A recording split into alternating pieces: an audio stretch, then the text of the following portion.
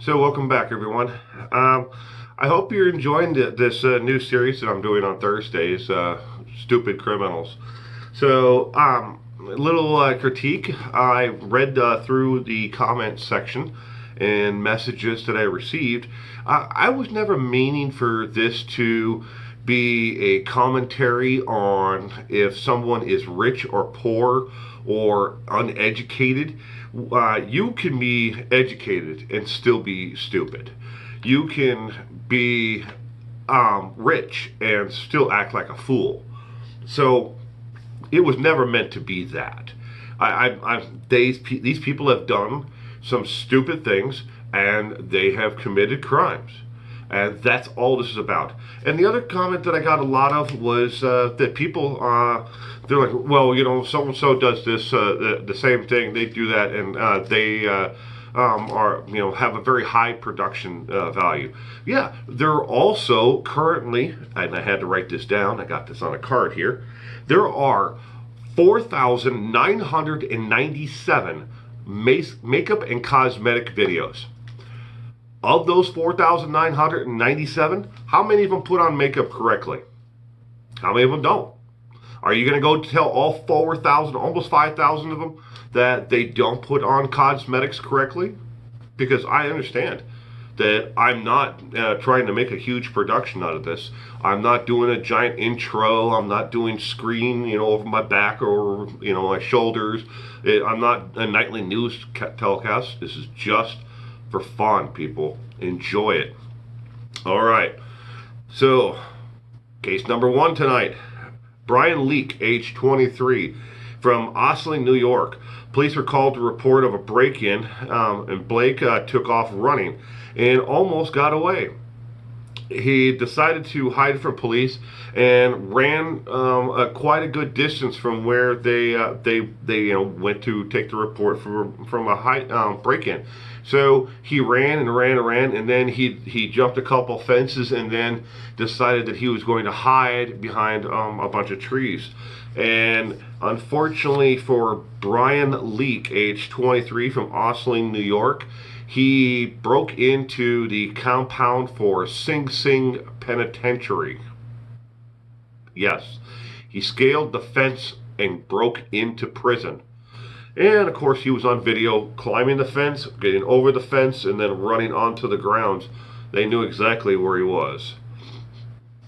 Next comes from Florida, from Silver Springs, Florida. Three men broke into a high-scale home looking for guns, cash, and drugs. All three of their names were not released as part of this. Well, they're not complete names. Their first names were given: Antoine, DeMarco, and Stephen. Those are their first names only. They did not release their last names in the article. I don't know why.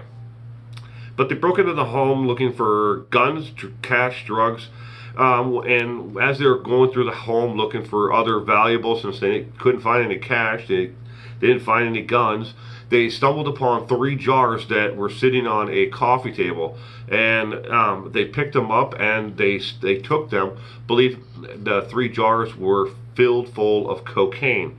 They went home. And they sat down. They drank a bunch of liquor, celebrating their burglary that and all this cocaine they got, and they started snorting it. They later determined that the cocaine wasn't cocaine after all.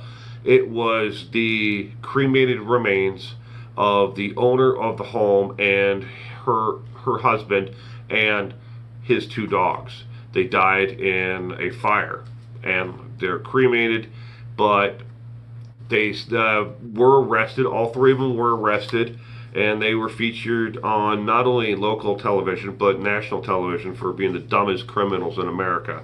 They snorted the ashes of two dead dogs and her husband.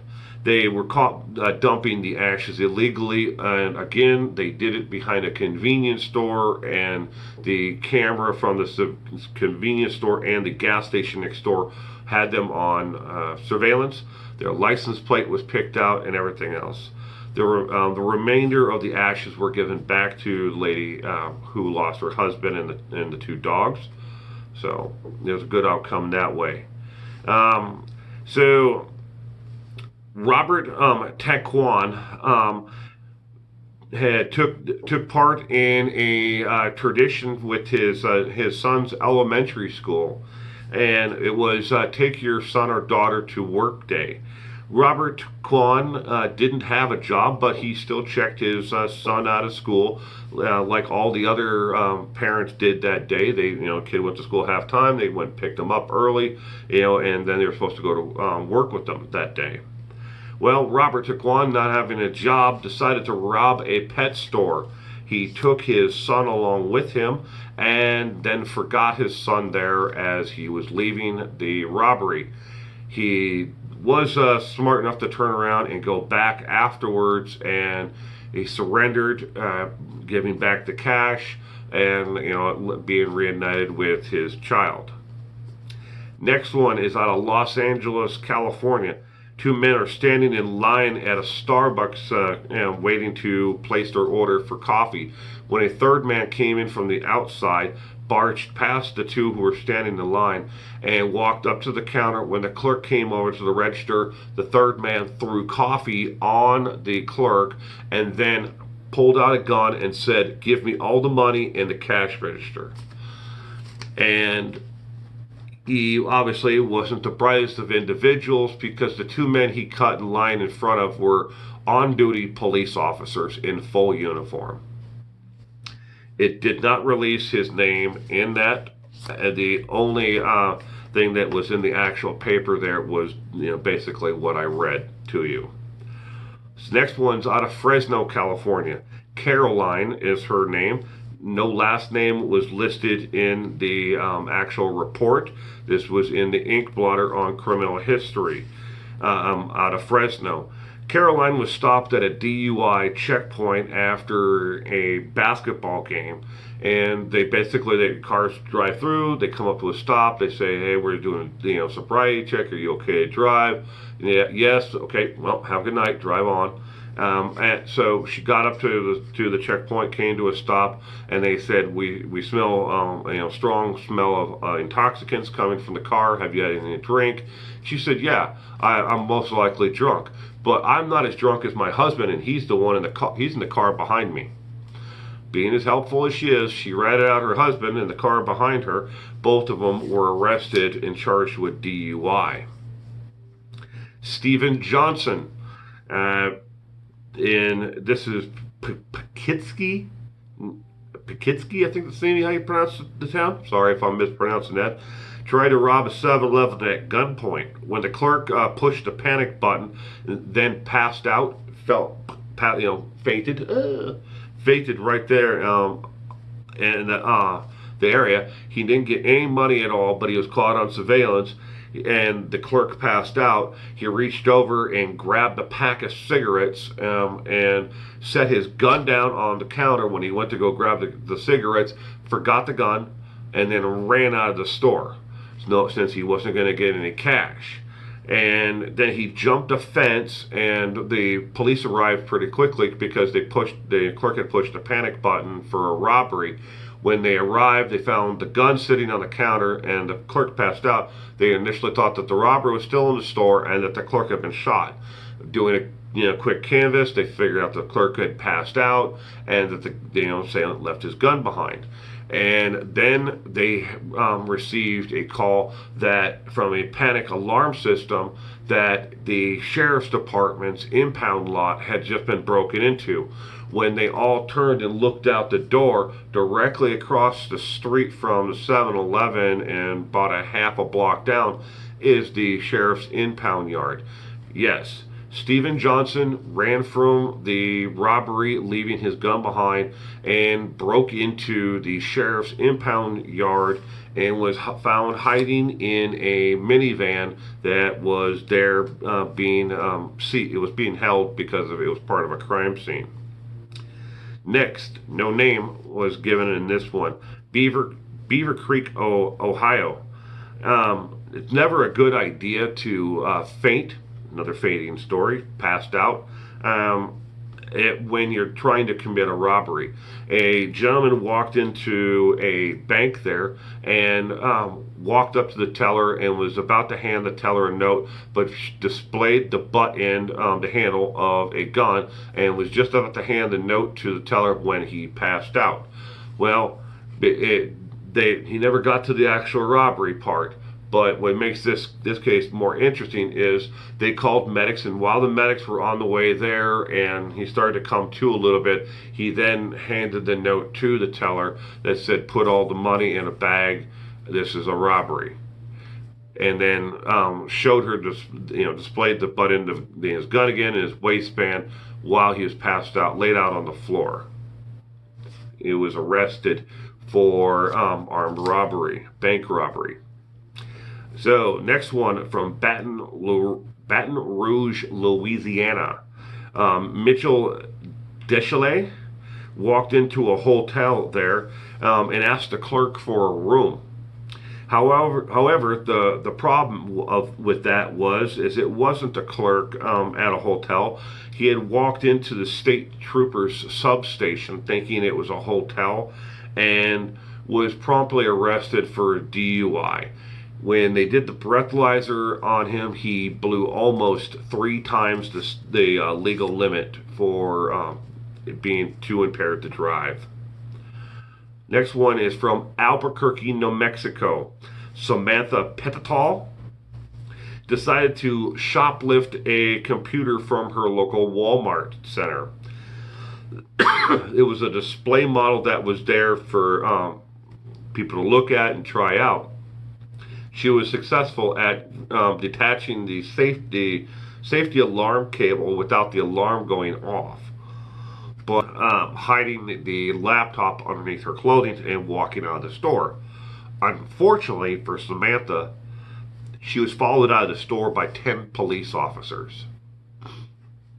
How did 10 police officers happen to be at the Walmart at this particular time? Well, it just happened to be that they were there with the United Way and a Boys and Girls Club with Shop with a Cop back to school sale. Yeah, there were 38 cops in that Walmart that day, and she picked that time and that day of all the times and days to steal a laptop. 6 of the 10 that followed her out of the store watched her steal the laptop. Next one from Seattle, Washington. Jennifer Martin called the Seattle Police Department, and when the Seattle Police said that she'd been robbed. When the Seattle Police Department showed up on the scene, she told the police officer, the first responding police officer, that she was robbed of $25 because she had purchased methamphetamines from a local dealer, a new dealer, that she hadn't used before, but she believed that the drugs were stepped on, meaning that they were cut with something and they weren't pure, and she wanted her money back, that defrauded by the merchant. In this case, is what she kept on trying to explain to the officer, but she never actually got around to actually saying those words, but she kept on saying them over and over and over again, that he defrauded me, and he's a seller, but I'm the buyer, and I want my money back. She demanded that the police take her back over to the dealer's house and get her $25 back, and she was then going to give the methamphetamines back, to the dealer. And they were more than happy to oblige her to take her over to hand the methamphetamines back, and they sat and watched her from a distance. She got her $25 back, or tried to. She gave the meth back. They argued back and forth. They came in. They arrested her. They arrested her dealer for possession and distribution of methamphetamines. Good job, Jennifer. Next one, New York, in New York City to be exact. Janice Constrom called the police because she believed she received a fake $20 bill. When police arrived to take the report, she opened the door, and sitting on the table of her apartment was 3 pounds of uncut, unprocessed marijuana. Her boyfriend had just harvested it from a local hidden grow field locally, and so it hadn't been dried out yet, but there it was laid out on the coffee table. 3 pounds of weed. She called to report that she received a fake $20 bill. It was actually determined that the $20 bill was completely legit. It was just a new redesigned 20, and she hadn't seen one yet.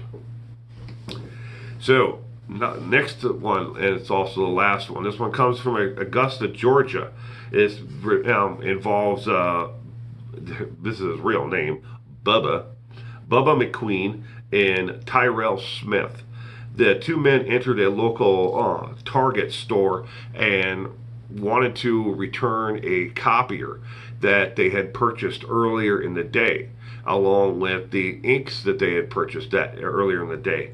And when the customer service return department asked what was wrong with the copier, they said it kept on paper jamming, and that it also wouldn't print the correct colors that they had wanted to print. It just wasn't working right. So they took a look at it briefly, and they said, well, you already have your receipt, and you purchased it less than, I think it was like 6 hours prior, and they took it back.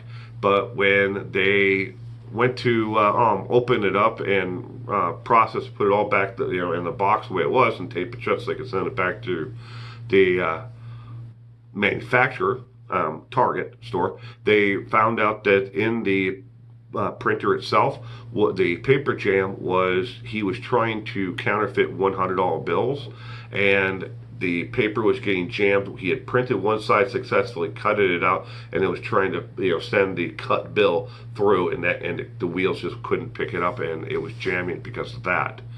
So he was arrested. Both of them were arrested on counterfeiting of U.S. currency, and they are both awaiting federal charges. Now, there is a similar story, almost like this exactly, where a well-known counterfeiter and document forger walked into a Target store where he had purchased similar equipment. And this happened in another part of the United States, but he was actually got caught. He was trying to print whole sheets of bills through his, and it kept on jamming.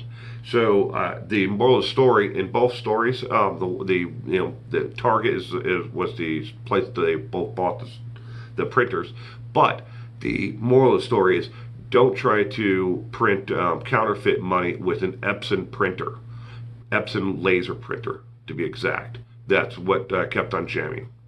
So maybe next time buy a Canon printer. All right, well, that's it for this episode of Stupid Criminals. I hope you enjoyed this episode. And like I said before, the next episode will be next Thursday, and I'll be running these every Thursday for the remainder of the month of June. And then I will take a look at how well they did and the viewership and people liked them. Then I'll run them for another month, because there's hundreds and hundreds of these cases that are found every single day in America. So, thanks again, everyone. You stay safe out there.